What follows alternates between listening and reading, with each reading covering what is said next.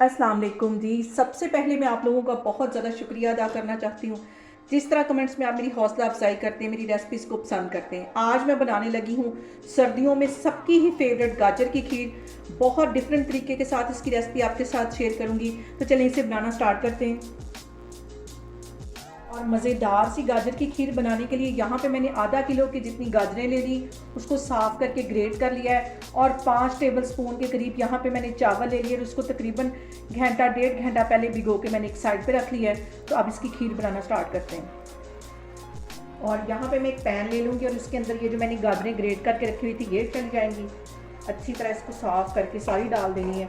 और इसके साथ ये जो मैंने चावल तकरीबन 2 घंटे पहले भिगो के रखे हुए थे ये इसमें चले जाएंगे। अब इसके साथ ही 2 किलो के करीब ये दूध है ये इसमें चला जाएगा। और मैं मलाई समेत दूध डालने लगी हूँ ताकि मज़ेदार सी हमारी खीर तैयार हो।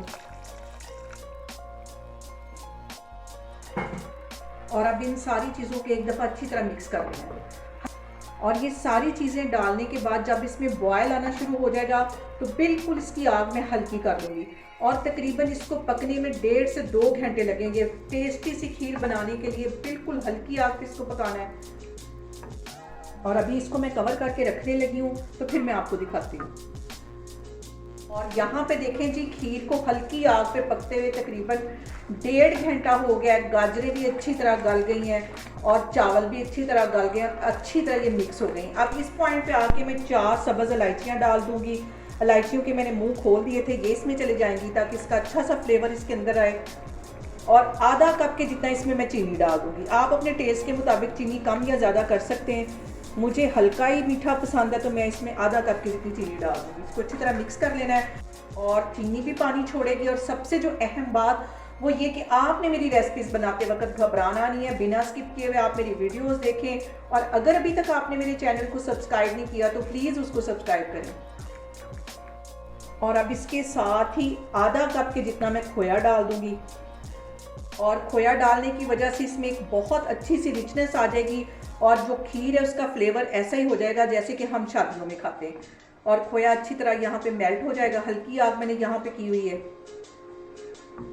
और इस पॉइंट पे आके 1 चुटकी के करीब इसमें मैं नमक डाल दूँगी। ये बहुत एक अच्छा टिप है।